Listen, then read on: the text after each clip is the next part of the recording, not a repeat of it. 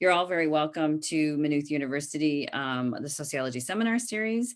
It is my pleasure today. I'm going to introduce our speaker today. The speaker will speak for 40 minutes, and then there will be a 15-minute formal question and answer at the end, which will be moderated by Professor Honor Fagan.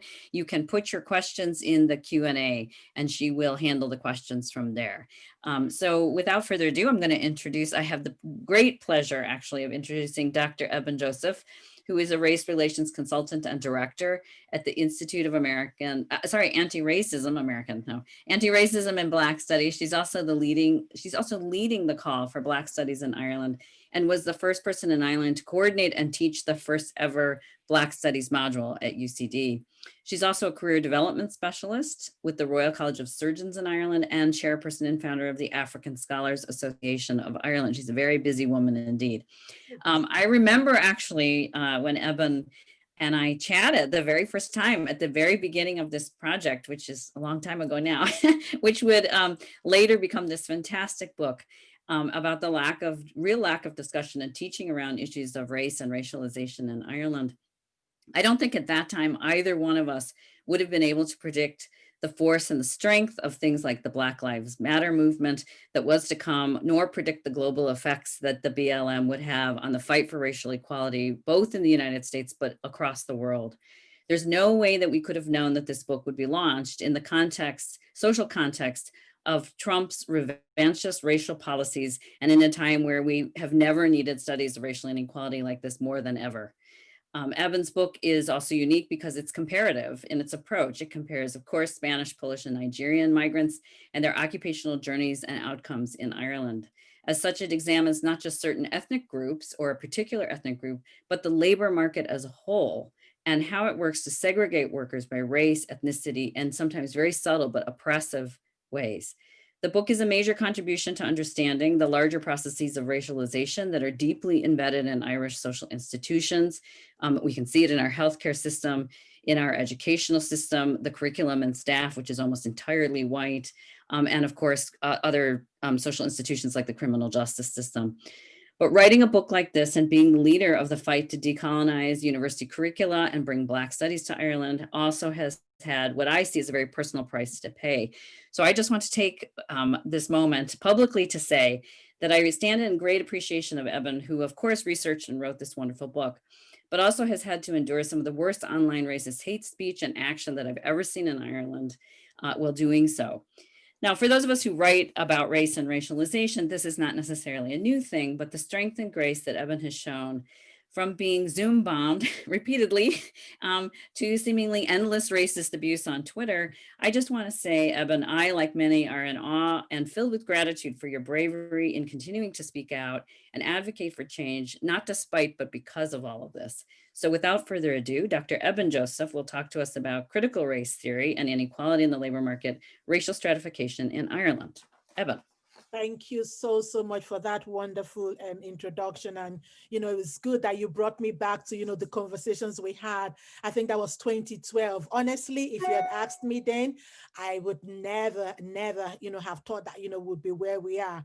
Even when I got the contract to write the book with Manchester University Press, there had been a bit of back and forth between 2016 and 2017.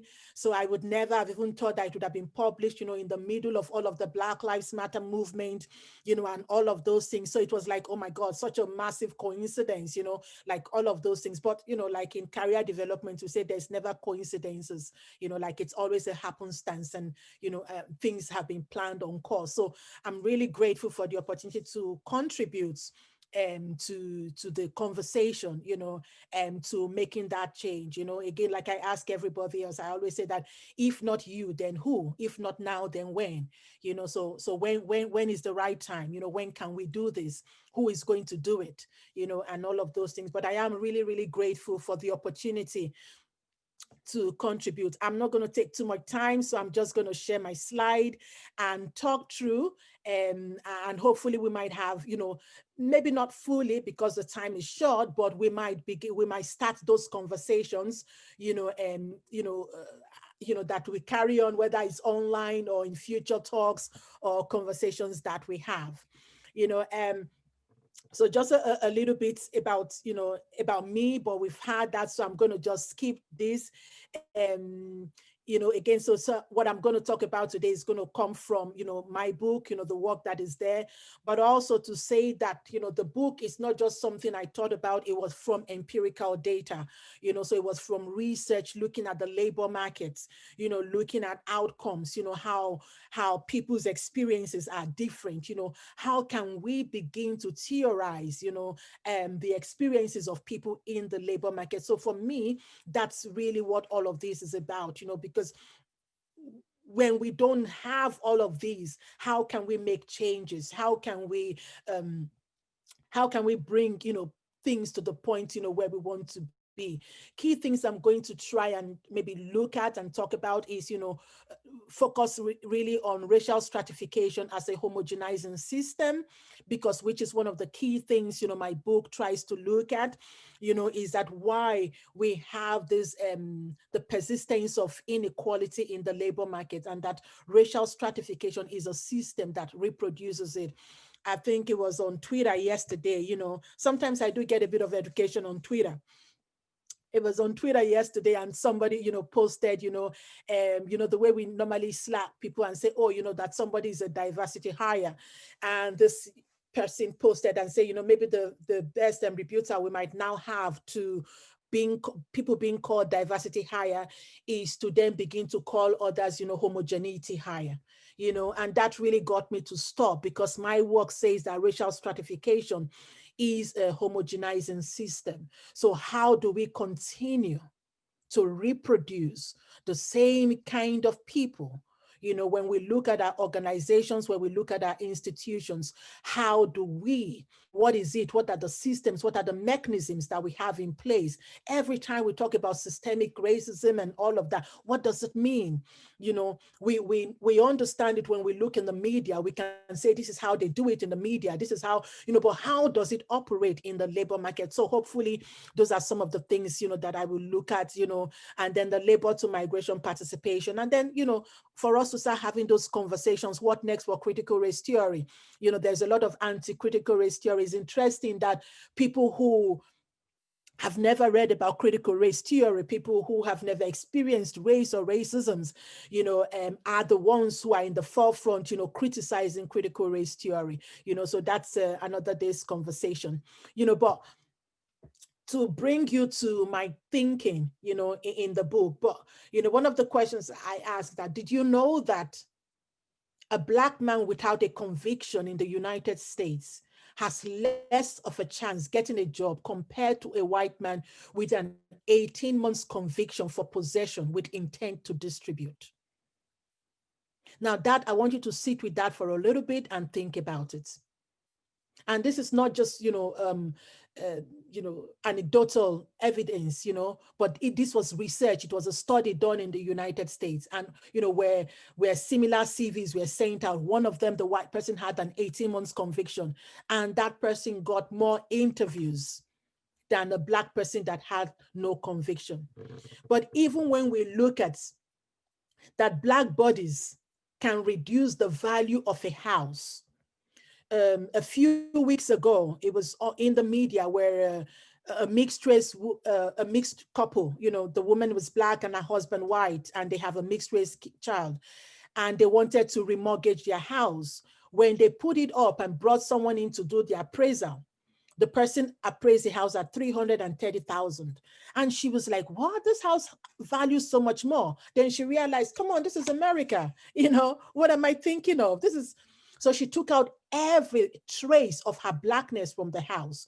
She removed all her pictures, all the pictures of her kids, and left only her husband's white picture and his white family. And they brought in another appraiser. The value of the house went up by 40%. Nothing changed. The only thing that changed in the house was she removed her Black body.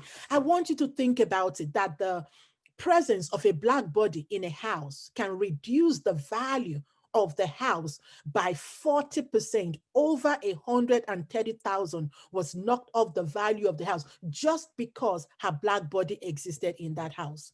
But let's come even closer to the UK.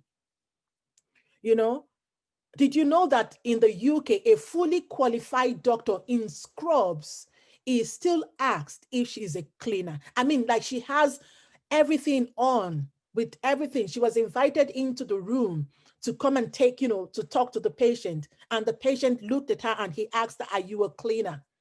Oh, so the NHS now is employing people, who are dirty. And this was what he spoke to somebody who spent that level of education, so she went on, she took to, social media, to do a video about the experience of that. But we might say that that is all the way in the US and in the UK, because that's what we always get here in Ireland. We always say, oh, no, that's in the UK, that's in the US. We don't have those kind of things. But did you know that in Ireland, more than half of the Black people in an employment program? So the study I did looked at 625 participants over a 3-year period who assessed an employment program. It showed that most of the Black people who were in that employment program, more than 50% of them, more than half of them, were only able to access unpaid work. So in other words, their labor was being used in Ireland for free. What does that remind you of? Again, it begins to paint a picture to me of, the colonial area where Black labor was taken and used for free. But did you also know that in Ireland, foreign sounding names on applications have 2.5 callback ratio compared to Irish sounding names? So these were, studies that have been done here in Ireland. Or that Black workers, their unemployment rate is 5 to 8 times that of Western Europeans, or 3 to 5 times that of Eastern Europeans. So how do we theorize this? How do we explain that? I say that 2 things are possible. Because if you consistently see the same group of people at the bottom of the ladder, whether it is in the United States, whether it's in the UK, in Ireland, Germany, France, you consistently see the same set of people having negative experiences at the bottom of the ladder and the same set of people at the top of the ladder. 2 things are possible. Number 1 is either there is something wrong with those people who are at the bottom of the ladder, or there is something wrong with our system. So my work begins to look at the fact that there is a racial order, and that's what I write about in this book, that there is a system, there is a racial order.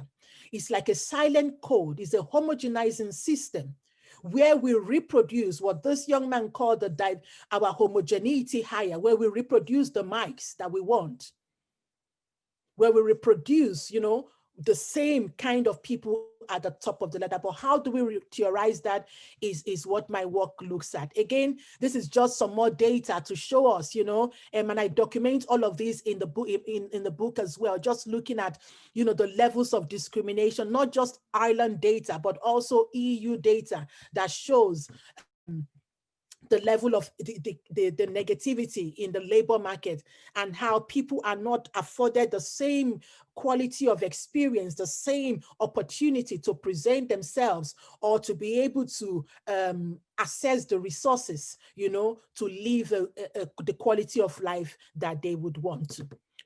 So when we look at racial stratification, really, how do we maintain racial inequity in the workplace?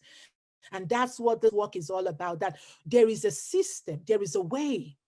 It's not enough to just say racism. Right now, racism, the word racism seems to have lost its power.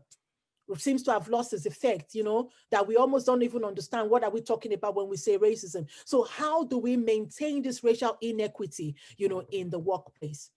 I upgraded, the definitions that is out there, by, other critical race theorists and other, race critical theorists on racial stratification. From my work, I showed that racial stratification is a homogenizing system of structured inequality, where an assigned default starting position determines access to scarce and desired resources based on racial group membership.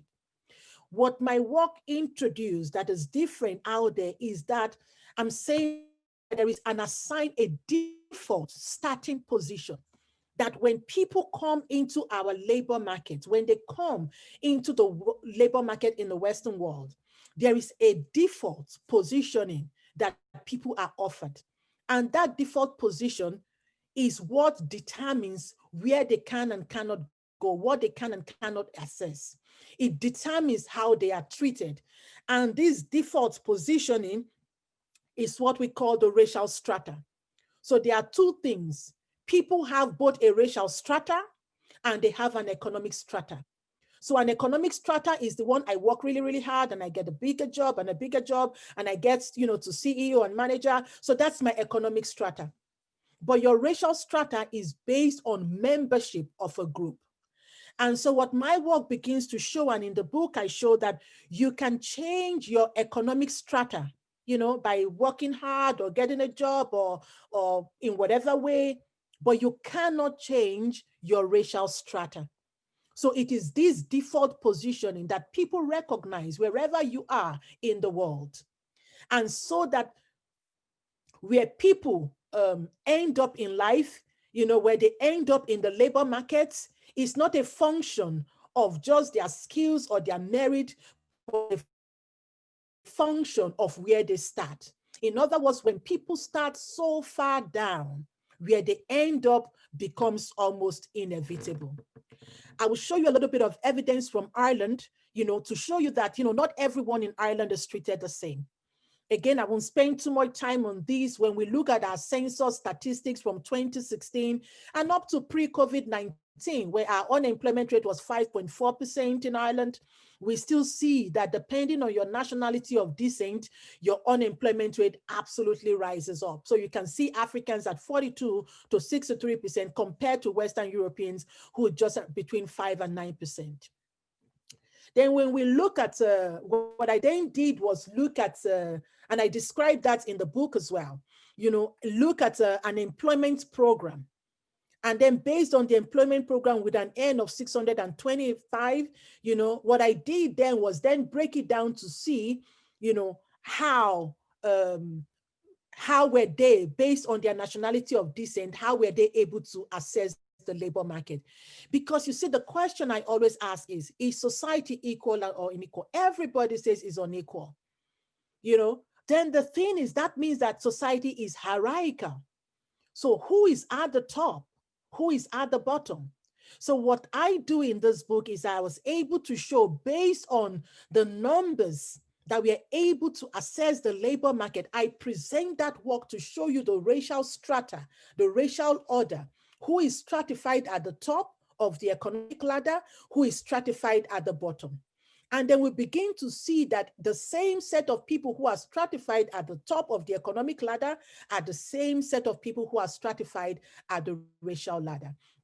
So we begin to see from this, you see, here we can see the Western Europeans at the top, Eastern Europeans somewhere in the middle, Black Africans at the bottom. So both the census statistics shows us the same strata, the same way that, even this, the lived experiences of people in the employment programs shows us the same thing. So you can see that, I used three different methods to show the same thing. So there was triangulation in the work, and I described that a lot in the book to show, how the labor market impacts, on people. The usual culprits, when we begin to talk about inequality in the labor market, most times we blame achievement factor.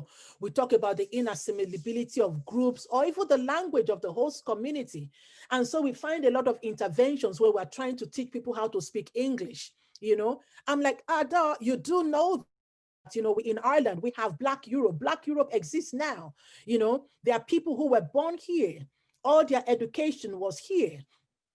Most of them have retrained in Ireland. Even those who migrated to Ireland, have retrained here, yet they are still not able to navigate the labor markets. So sometimes it gets conflated.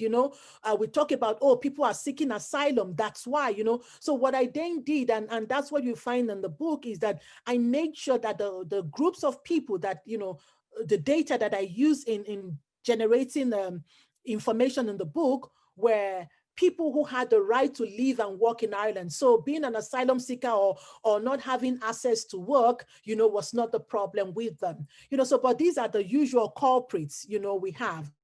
But what my work then does shows that,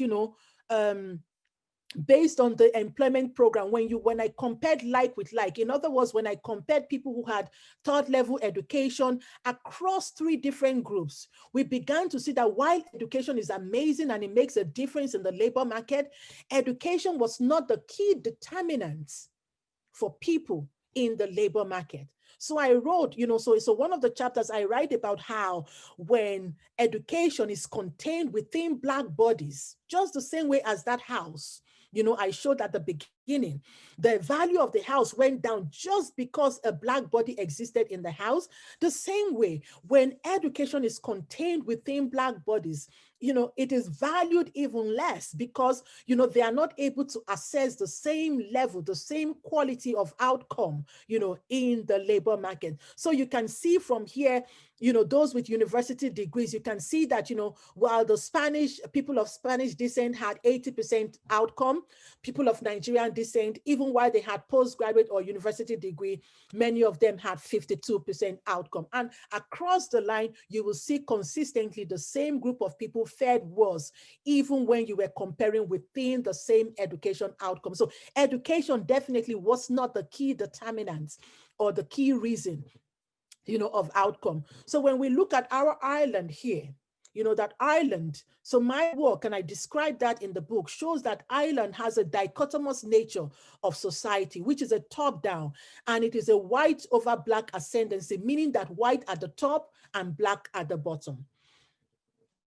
Read the book, you will get all of it there. You will understand how I reach all of that conclusion, but it's there. So it's that. So there is this, so it begins to show this racial strata, that this racial order that operates, wherever people are. So it is a position that society prepares for everyone based on how they look, their descent, but what we find is that the darker people are, or the physical distance from Europe, the lower down on that strata people are placed. And not only are the people placed in that strata, but the continent itself is placed in that strata. And all of the products from that continent that are at the bottom, they are all stratified at the same position. So this racial stratification really is a box that we try to keep people in. But while they are not real, their effect is real because it dictates, it predicts, how people can move. Unfortunately, these boxes are not, they are unchangeable. And that's what I explained at the beginning, that you can change your economic position. And so we see that from Barack Obama, yes, economically, even in power, he was, he occupied the most powerful position in the elected position in the United States of America, but he was not powerful enough for them not to query his birth certificate. We had all this birtherism and all of that, or for them not to monkeyfy him, or, they took back to that colonial image and made a monkey image of him and Michelle. So again, so we see all of those stereotypical, positioning. So you're not able to change that racial positioning, even while you're able to change your economic strata. So this is racial stratification in order, so it's really good that we are able to see it. How is society stratified? It's not enough for us to know that some people are at the bottom and some people are at the top, and that's why Kehinde talks about the psychosis of whiteness, because, while we have this psychosis on our own and we believe that, it's only by our meritocratic work that we are where we are, we actually want people who are at the bottom, who are suffering from the marginality or the inequality in the system. The system actually wants us to actually agree, with them, and so what this work then does is it paints a picture of the racial order, that makes it impossible for us to deny the inequality within our systems. So when you look at it, so from my work, and you read that more in the book, so I show how some people are stratified, at the bottom, and those who are at the top. So I show that from the census statistics. I show that from the the employment program of over 625 people. But then I also showed that by asking people from these three different groups, I asked them a question, is society equal or unequal? They all said unequal. Then I gave them 4 nationalities and say, position them. People from this same group, position them like this. So that means that there is a way we know. How do we reproduce? How does Mike keep reproducing Mike? How does Siobhan keep employing Siobhan? How does Siobhan keep promoting Siobhan? Sorry if there's a Siobhan on the call. I don't mean you personally, but how do we keep reproducing what looks like us? How do we keep, so again, all of those things, the group favoritism, where we favor sameness, where we do what we call a sameness hire, a homogeneity hire, a homogeneity promotion, so that some people start at the top and some people start at the bottom. So whether in respect, whether in value, whether in generational wealth, all of that, some people in every level, they start at the bottom. And so when we even look further down, so, even while we show that, on a nationality level, then we can actually see racial stratification on a much broader level when we look at groups. So we look at, Western Europeans at the top, Eastern Europeans in the middle, Black Africans at the top. So even when we started from, Nigerian, Polish, and Spanish, these were typologies of, all the bigger groups. And then we see how, they are also still stratified as well. So really, if you want to use this, for those who are maybe like students, is to look at it, to even look at your team, look at your college, look at, so who is us? So look at your who are us in your university, look at who are us in your company, your organization, look at who are us in your team. So at the top, then who are those who are like us, who are those who are almost like us, and who are them and who are others, and look at your organization and see, do we fall within the same thing? Are we racially stratified? Because my work said that race is always in the room, that race is always in the room, and as Fanon talks about it, that when we from different groups come together, you begin to see, how we feed off, how we feed off that growth. Whiteness, needed, to be able to demonize and to diminish Blackness, to be able to colonize and to be able to, deny, any value from the continent, even in the first place. But one of the key questions I get, and I answer that in the book, so do read the book, and one of the things I talk about is how do we separate groups? Because people say, okay, but yeah, you're saying is a top-down, white over Black, but what about Spanish, Polish, and Nigerian? What about the Spanish, Polish, and Irish? They are all white, but what my work then shows is that within the labor market, and I think that is the extras that I bring into the work, like how can we begin to develop a theory, of racial stratification? How can we begin to look at this theory of how we operate in the labor market? So when I asked people that, how are you then able to separate between the Spanish, the Polish, and the Irish, so some of the key things is that the GDP of these people, of the nationalities, so the GDP is not only just ascribed to the nationality, it's actually ascribed to people and products. So for example, they look at Germany as, with a higher GDP than maybe Poland, so they look at it to say that, so people from Germany have, they are higher on the strata than people from Poland. So even while they are white, they are both white groups. And if I was doing this research, and focusing on Polish people, God, I could tell you like stories of the level of discrimination they experience even as well, even as white groups. So you can see that there is a strata, so I explained that in the book. So read the book and find it, how people are able to separate between even among groups. So what I then talk about is that there is an intra-group hierarchy. so that even among white people, there is white male and white female. So you can find that as white females, we earn less than white males. So there is intra-group hierarchy, that is, the stratifiers. But then there is also, across groups as well. So the stratification across groups, there's stratification within the groups. So so among the white groups, there is a stratification that is separated based on language, based on distance, based on the income or the GDP of those nationalities.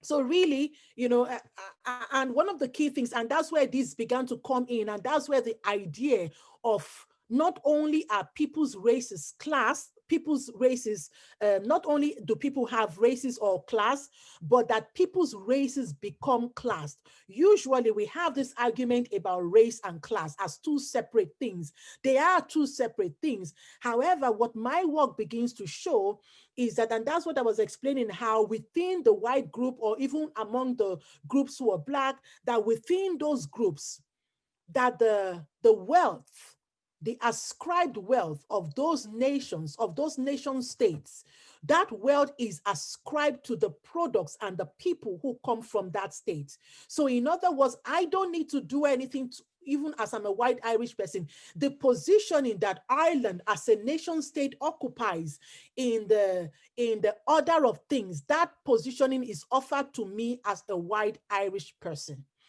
So that not only are the people classed, but that the race of the people become classed. And so that classed race is what then serves as a default position, so that you don't need any code wherever you are, whether you are in London or you are in Paris or you are in Berlin or you are in New York or Chicago or in Dublin, you know that people who look like this come from the African continent, or they come from Europe, they come from Eastern Europe or the Western part of Europe, then automatically that GDP is used to assign them, and they are classed and they are put at the bottom, at the top. So everything from their education, your expectation of them, your affinity with them, that sameness kicks in, and that is what we then use to determine that default positioning, so that where people end up is not as a result of the outcome, because most times we write data, we say, oh, 50% unemployment rate, or 50% likely to be unemployed. No, my work says that it's not about where people end up, it is about where people start.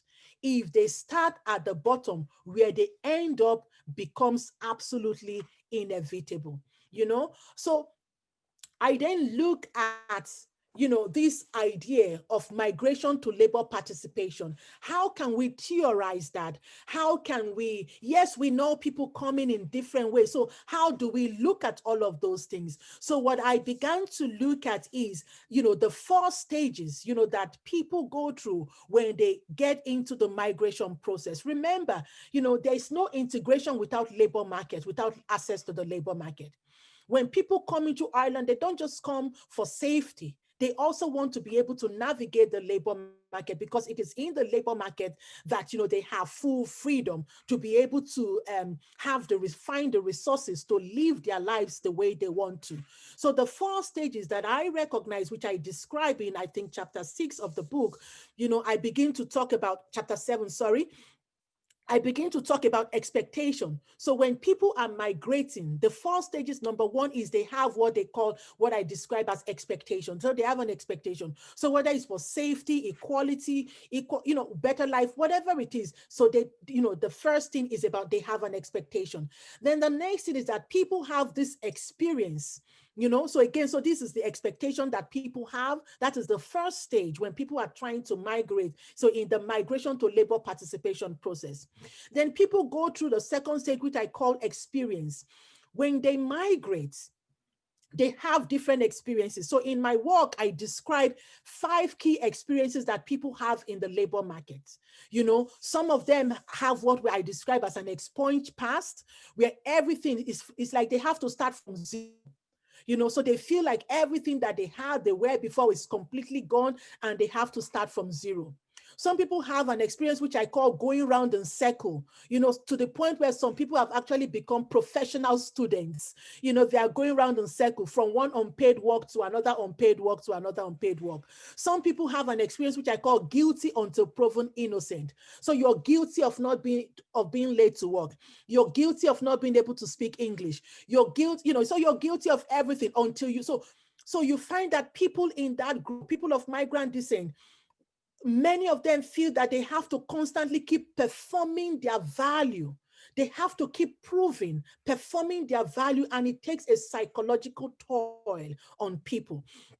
The next stage I describe is this stage of negotiation. So because of the experiences that people have, they begin to look at how to negotiate the labor markets, So sometimes, and sometimes people negotiate it in different ways. There are those, so 3 ways I describe. There are those who adapt, those who collude, or those who resist. So, but these are also, read that in there, those who adapt or collude. So you can find people who become angry, bitter, tired, frustrated, because they've had to adapt, to living a life. I was talking to a girl, she has a PhD, and she's working right now as a care assistant with a level 5, but she has a PhD, she's a qualified doctor, and she has a PhD.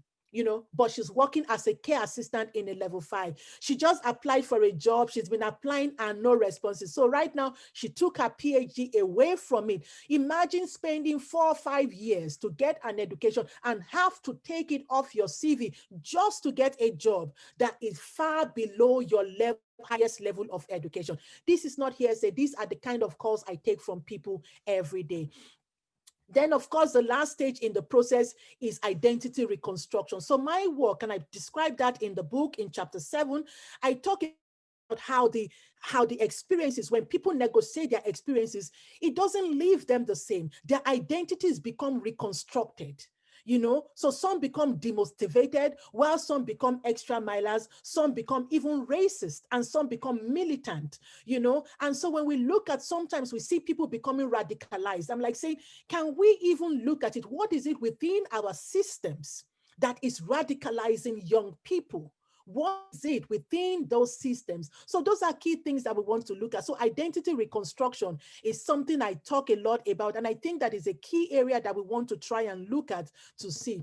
But this circle, so I call it a migration process, that when new information comes into people, they can start the circle all over again and they can move. So while I have described it in a linear way, it is not linear. It can go back and forth. Some people can stay longer in the negotiation or in the identity reconstruction. Few people get new information and move on, and then they start again, all of that. So that's a, process. So I'm really interested in people who will engage with this work, challenge it, come and tell me, use some part of it, So again, it's not finished work. But I think one of the key things I try to also show is that, that when I talk about racial stratification, don't get me wrong, people are not, powerless. And so that's where I talk about this negotiation stage where people actually have agency. And I describe that as minority agency in the labor market. So, but what it does is that it then reproduces a behavioral hierarchy, that a hierarchy within groups that only comes because people then alter their behaviors. They find new ways of negotiating that. So I talk about those 3 things: those who resist, those who adapt, and those who collude, and so and it creates a behavioral hierarchy, within the labor market that helps some people to be able to navigate, and to go forward in the labor market. So just the last thing, and then I can, take some questions, and all of that, So I think one of the things I've tried to do, so when we're saying that what next for critical race theory, so all of this work, I was able to do them because I used a critical race theory framework. It was both my methodological framework and my analytical framework. And so even since then till now, I have written some more, and and I put those in there. I've been able to tell stories, use stories, to challenge the ambivalence, about race and racism in the labor market. So this is a mind map I create, and it's in the introductory chapter of the book. In there, I begin to look at the complexity of researching race. Some people research race, and I'm like, You don't know, you've only looked at one thing, but in my work, these were all of the things that came out, and I've tried to put it down that you want to do a complete work on race on a subject that you are looking at. So you look at how race interacts, and within the labor market. But up there, number 3, you look for the evidence, recognize how society is stratified, but then also begin to look at the mechanism. Again, I didn't go into all of these, but it's in the chapter 8 and 9 of the book. I talk about the favoritism continuum, which is the mechanism, and I talk about implicit bias. I don't do unconscious bias. I talk about implicit bias and acceptance. How we reject what doesn't look like us, and we accept what looks more like us. So when we gravitate towards sameness, we recruit sameness, we promote sameness, we like sameness, we reproduce ourselves, and it was in my conversation with Tukufu Zuberi, and when he was looking at what can we really do at the end of the day, and he was talking about that we have to reject our own networks, we have to reject, and that's where we can make that change, to come in. So when I'm saying what next for critical race theory, it's really how can we engage with this whole process to look at, for example, number 6 up there, I talk about, the stratifiers, how class and race intersect to stratify people, how race and gender intersect to stratify people. But I also then talk about the racial markers. So from appearance to all of that. So those are racial markers, that mark people out and stratify, people within. So it brings all of this intra-group stratifier so that even when you look, and you can see it in our census statistics, that when people are, Black Africans, in our census, they are at the bottom. But when they are mixed, they are not far from the bottom, but they are not still 100% at the bottom. So you can even begin to see that, the lighter people get, it impacts on where they occupy on the labor market, and then looking at, mobility, through interest convergence, social capital, and all of that. And this is where I look at, so race stratification, how this leads to experience, how experiences also lead to reconstruction of people's identity. So yeah, so this is a mind map that gives us a good way to look at, racial stratification in the labor market and how we can begin to make changes to that. Thanks a million, Ebun. That's excellent. I think Honor is going to funnel the questions now for you, Honor. Thank you very much, Evan, for an absolutely stunningly cogent analysis of race in the labour market in Ireland. We are all ready to read the book, and thank you for that very broad-ranging and precise introduction, and for your work in general. Thank you very much, Becky, for introducing Evan as well. So we're moving to the question and answer live session. And if anyone would like to put in a question, we will ask Ebun to deal with it. So our first question is from Joe Largy, and obviously he thanks you very much, Ebun, for the presentation. And his question is, could you comment on the validity of the UN Human Development Index, which ranks the 4 countries in the same order as you identify race stratification? Yet, the Human Development Index tries to escape from the limits of GDP per capita as a proxy for development. I think that, while on one hand, so when we look at GDP, when we look at all of those things, when we look at even the ranking, we know that that ranking exists. We accept that ranking for what we want to use it to do. So what my work then tries to do is look at how this same ranking is then being applied to human beings.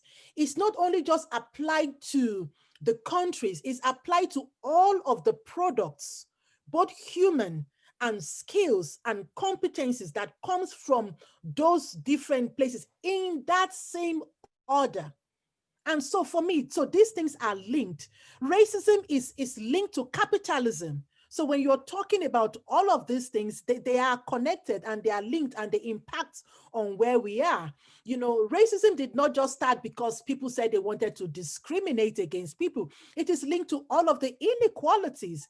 You know, we want to reproduce inequality. We want to maintain a hierarchy. We want to maintain some people at the top and some people at the bottom. So racism is doing exactly what it wants to do. The index is doing, that ranking is doing exactly what it was made to do. What it doesn't want is for people like me to call it out and say that, this ranking, has an impact, not just on saying, oh, this is just information, this is how they are ranked. No, I'm saying, and Works Like Mine is saying, that this ranking is also being used to devalue.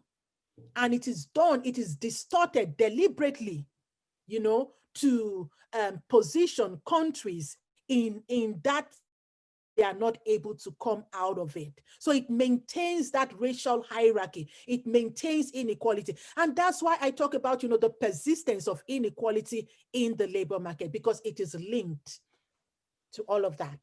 I don't know if I answered your question, sorry. Thank you, Ebun.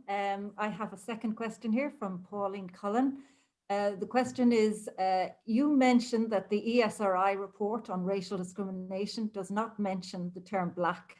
Can you elaborate on this? Is it about the lack of racial and ethnic identifiers in data, perhaps? I think that, so now, again, so because people like me have pushed, Black into significance, because we've not stopped talking about it. So somewhere along the line, they have begun to mention, they've done research about it. But when you actually find that when we come to the point of intervention, so at that point I was talking about when they were mentioning, interventions, Black people were not mentioned. I'm like, stop it. If Ireland has an unemployment rate of 43 to 63%, we would be crying, we would be talking. So, but a group of people in Ireland who have a right to live and work here, who are qualified, have an unemployment rate of 43 to 63, and we're saying nothing about it. We're doing nothing about it. Don't even get me started by mentioning the traveler community. I won't even go there because that is just off the chart. There's just where do we start even talking about that? So imagine if in Ireland our unemployment it's not even 20%. So imagine if the unemployment rate in Ireland was 20%. My God, there'll be opera. But a group of people in Ireland, their unemployment rate is 43. In fact, if you're Congolese, your unemployment rate is 63%. So when we write a report like that and we don't mention it, and that's why sometimes when we do things like Atina Swan, or we do things like, feminism, or we do things, I'm like, stop. Are you talking about me? Are you talking about people who look like me? Are we included there? Are you careful about our issues? We're not. So that's just that. Yeah. So for me, that's my own way of, calling them out to say, you can't be saying we want to make changes when we are not highlighting, the impact, on these different groups. Thank you, Evan. A third question from Mary Corcoran. Hi, Evan. Enjoyed your presentation so much. It reminded me of the situation in New York City in the 1980s, where I was researching undocumented Irish immigrants. They essentially occupied a privileged ethnic position in comparison to East European immigrants and Hispanic immigrants. The same racialized hierarchy you have presented here today. So Irish whiteness and connections to an ethnic group with resources to deploy could overcome their undocumented status and access better opportunities and rates of pay than others. The social closure is historically embedded. So I think that is a statement that you most likely agree with. Absolutely, I agree. I agree with everything you say. But the thing is that we have to talk about it. It cannot be the elephant in the room. We can't change it if we don't name it. And I know I do get a title of being a troublemaker sometimes, but people's lives are being impacted. People. I mean, I was so gutted listening to a woman, this week, telling me how she had to take away her PhD. You know how, I mean, you all have this doctorate degree. You know, many of us almost ran mad trying to do it. Do you know what I mean? But she's had to take it away from her CV just to be able to get a job. You know, she's been working as a care assistant, level 5. You know, somebody who has a level 10 qualification is working in a level 5 job, you know. So again, I'm working on a documentary to picture, you know, the cost of underemployment, you know, the cost on the human life itself, you know, and the cost on the nation. So we need to see that, you know, and so that's what, you know, so that's what we're trying to call it out, to mention it, because it won't get changed, you know. They want us to have this psychosis where we pretend it's not there, but it is there and it is affecting people. I have another question from Sean Oreen. Thank you, Sean. Obviously, very interesting, and many thanks from Sean Oreen to you, Ebun. He's asking, am I right in thinking that your main focus in terms of the mechanisms that create racial hierarchies is on intergroup relations and the role of racialized cultural images that define the boundaries and content of those group categories? How would you see the connection between these processes and a different level of analysis? The role of institutions that shape modes of incorporation, example, rules and organizations shaping direct provision, labor market recruitment strategies for nurses or agricultural workers. I think that, you know, even the intergroup relations, right? These are, they are programmed by ideas. Like we have what we call racist ideas and racist policies. Those are the things that come out in our institutions. So for example, the direct provision institution on its own, that was created by a racist idea. It was not just, it was created by a very racist idea. Because think about it, you know, and I love numbers. I say, how many people are in the asylum process? There are not more than 10,000 people, right? Yet in 2004, 2007, when we opened the borders, we were able to take acceptable migrants, 200,000. So we are able to allow people, 200,000 to come in with no job. We allow them to come in, no visa, nothing, stay here, work and find their way. We cannot allow 10,000 people to, do you understand? And I'm saying that's just a number, but I know the numbers are less than that, do you know? So again, it is a racist idea where we have decided that these people are outsiders and it is maintaining that racial hierarchy. You know, you're out and we're going to, you know, it's like Fortress Europe. You know, we've drawn this Fortress Europe, you know, what's his name now, you know, talked about, you know, that the problem of the 21st century is the color line, you know, Du Bois talked about that. And it is such a shame that in 2020, the color line is still real today, that we have still drawn that color line where we have drawn some people out and we have drawn some people in. And so those lines are recruiting, we are promoting, you know, people who look like us. So it is about racist ideas and racist policies. So if we want to make changes, those are the structural changes that we need to go to and make the changes at those points. Thank you. And Ebun, I am taking the opportunity to ask a question myself without having inputted into this formula. And the question I have for you is, how do you balance, I suppose it's like the pessimism of your theoretical position, which is where you speak repeatedly about these boxes not being changeable, that race is extremely sedimented over time, etc., with the type of enthusiasm you bring to your own agency and your own role in transformation. So how do you blend that pessimism of position with optimism of spirit, if you like, in terms of your approach? Thank you so much for that question. I think one of the things is that even while we have this whole pessimism, you know, like critical race theory, we talk about the permanence of racism, you know, but even in spite of that pessimistic view, we still have this tiny aorta of hope, you know, of change. And it is that little tiny aorta of hope that keeps us going. Because at one point in time, in fact, in 2006, it would have been impossible to imagine that a Black man would have been in the White House as the president of the United States. But it happened 2 years after that. Do you know what I mean? Yes, it brought out, you know, the most racist government after that. Yeah, we paid the price for it, but it happened. You know, there was a time where we could have thought it was impossible for Black and white people in the United States, you know, to be trained in the same classroom.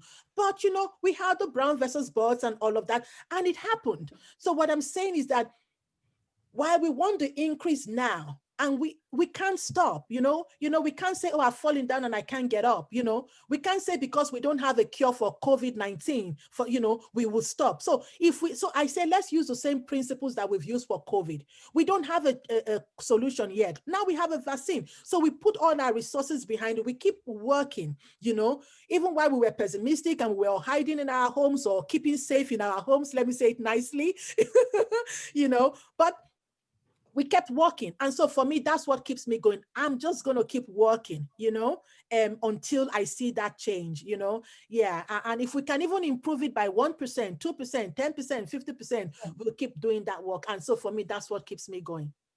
Okay, I have another comment by Mary Corcoran, and a lot of thumbs up. So the racialization was never named when politicians were seeking regularization for white Irish undocumented workers in the USA. And she's saying she's drawing attention to that. Owen Flaherty would like to ask a data question. He says, hi, Ebun, it seems Ireland is very far behind in data quality that would allow meaningful comparisons in terms of race, i.e.